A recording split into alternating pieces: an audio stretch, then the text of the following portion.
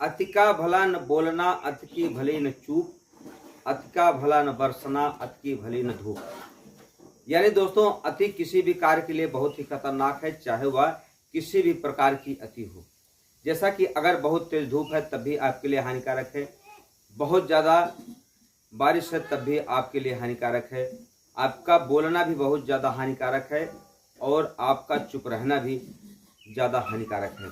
यानी कि आप मिडिल क्लास में रहिए, अपनी ज़रूरतों के अनुसार कार्य करिए। ठीक इसी प्रकार से एक व्यक्ति को प्यार की जब ललक लगती है तब उसको जब अगर अति के अंदर वह प्यार करने लगता है तो वह कहीं न कहीं अपने आप को एक खाई में ढकेलता हुआ नजर आता है, लेकिन उस वक्त उसको पता नहीं लगता। आज की कहानी भी कुछ ऐसी है।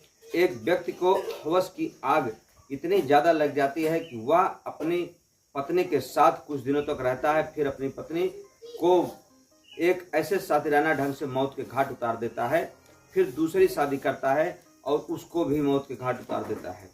और इसी तरीके से वह अपनी 2 बीवियों को मार देता है, तीसरी बीवी की फिराक में रहता है। लेकिन इसी बीच वह कुछ ऐसी गलती कर देता है जिसकी वजह से वह पकड़ा जाता है, और पकड़ने के बाद वह पुलिस की टीम से सिर्फ एक ही बात पूछता है कि आखिर मुझे कैसे आप लोगों ने पकड़ लिया। दोस्तों, आज की कहानी इतनी दर्दनाक है, इतनी भयानक है कि आप भी समाज में ऐसे लोगों से, ऐसे रिश्तेदारों से बेहद सावधान रहें, बेहद सतर्क रहें, क्योंकि यह घटना किसी भी बहन, किसी भी बेटी के साथ हो सकती है। हमारी कहानी कहने का उद्देश्य सिर्फ इतना होता है कि यह घटना किसी के भी साथ घटित ना हो। तो आइए जानते हैं कहानी शुरू से लेकर आखिर तक। नमस्कार, प्रणाम, मैं हूं मोनू भारद्वाज। हृदय तल की गहराइयों से आपका हार्दिक स्वागत करता हूं। आप अगर हमारे चैनल पर नए विजिट कर रहे हैं तो चैनल को सब्सक्राइब करें, दोस्तों में शेयर करें, कमेंट बॉक्स में अपनी राय अवश्य भेजें। आज की जो सच्ची घटना, यह घटना है उत्तर प्रदेश के एटा जिले की। एक गांव पड़ता है नगला ठाणे।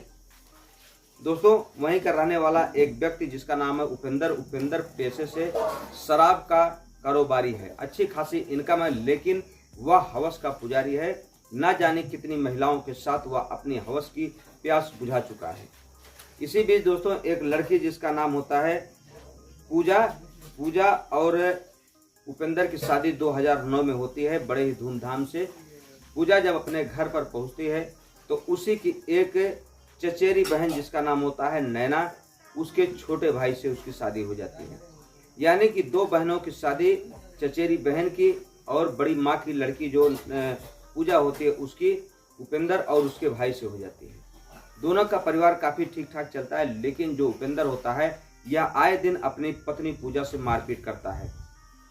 और मारपीट करने का सिर्फ एक ही जरिया होता है। जो उपेंद्र होता है वह बहुत ही रसिक मिजाज का होता है। आए दिन नई नई लड़कियों के साथ संबंध बनाने की उसकी जो ख्वाहिश होती है वह अपनी पत्नी से शेयर करता है। इस बात को लेकर के काफ़ी पत्नी नाराज रहती है, लेकिन जब पत्नी ज़्यादा उसके रास्ते में रोक टोक करने लगती है तो एक दिन वह अपनी पत्नी को सातिराना ढंग से मौत के घाट उतार देता है। और घाट उतारने के बाद वह उसको एक मर्डर का रूप दे देता है कि इन्होंने अपने आप को सुसाइड कर लिया।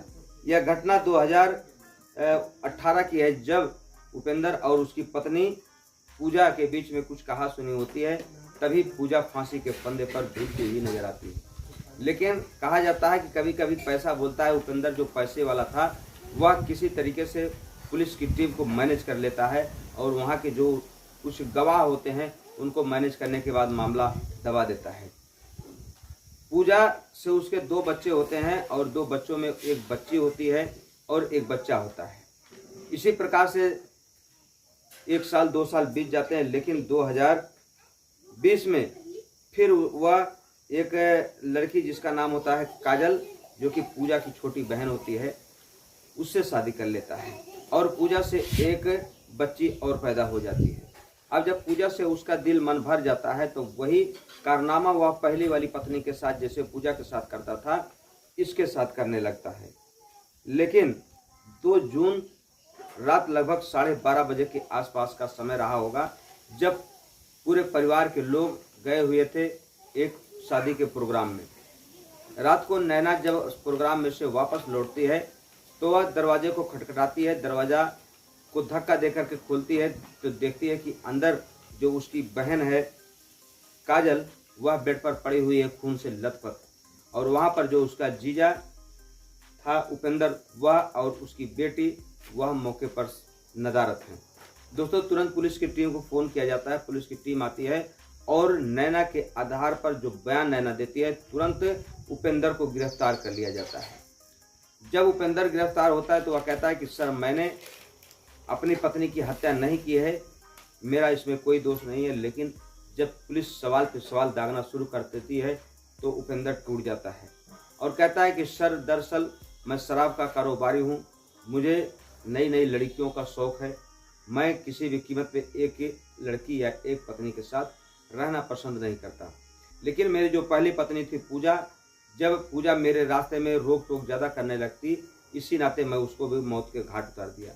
और जब उसके बाद मेरी जो साली है काजल, मैंने इससे शादी का प्रस्ताव रखा। मेरे ससुराल वाले इस बात के लिए राज़ी हो जाते हैं और राज़ी होने के बाद सन 2020 में मेरी काजल के साथ शादी हो जाती है। लेकिन कुछ दिनों के बाद जब काजल को यह पता लग जाता है कि मुझे लड़कियों का शौक़ है, तब काजल मेरे रास्ते में रोड़ा बनने लगती है और रोज़ लड़ाई झगड़ा करने लगती है। इस नाते मैं काजल से जब परेशान हो जाता हूं तो 2 जून की रात मैंने काजल को मौत के घाट उतार दिया। दोस्तों एक महिला जो कि अपने पति के लिए लंबी उम्र के लिए कामना करती है, करवा चौथ का व्रत रखती है, ना जाने कितनी बाधाओं को झेलते हुए अपने पति के लिए सब कुछ सहन करती है। लेकिन एक पति जो कि हवस का पुजारी है, वह अपनी पहली पत्नी को मारता है, फिर उसकी बहन से शादी करता है, उसको भी मार देता है और अंततः उसकी जो नज़र थी पूजा की तीसरी बहन जो कि महज अभी 10 से 12 साल की है, उससे शादी करने की थी। लेकिन वह अपने इस नापाक इरादे में फेल हो जाता है। तभी पुलिस की टीम और उसकी जो छोटी बहन पूजा की नैना की सतर्कता के नाते अब वह उपेंद्र सलाखों के पीछे है। लेकिन कहा जाता है कि कोई भी शातिर बदमाश अपराधी कितना भी हो, वह अपना काम करने के बाद कोई ना कोई सबूत जरूर छोड़ जाता है। यानी कि जो अपराधी है वह अपराध करने के बाद ऐसा सबूत छोड़ जाता है जिससे वह देर से ही लेकिन एक न एक दिन सलाखों के पीछे जाना उसे तय है। ठीक इसी प्रकार से अब जो नैना है वह के बयान पर, उसके ससुराल वालों के बयान पर उपेंद्र सलाखों के पीछे है दोस्तों। लेकिन एक माँ जो है अपने बच्चों के लिए दुआ करती है, अब उन बच्चों के सर से माँ का साया सिर्फ इस नाते उठ जाता है कि उसका बाप व्यभिचारी है, हवस का पुजारी है। दोस्तों आप इस कहानी से क्या सीख लिए हमारे कमेंट बॉक्स में जरूर लिखें। हमारी कहानी कहने का उद्देश्य किसी के दिल को ठेस पहुंचाना नहीं, बल्कि आपको सतर्क करना, आपको जागृत करना है। मिलते हैं हम आपसे अगले वीडियो में, तब तक के लिए आप अपना ख्याल रखें। जय हिंद, जय भारत, हर हर महादेव।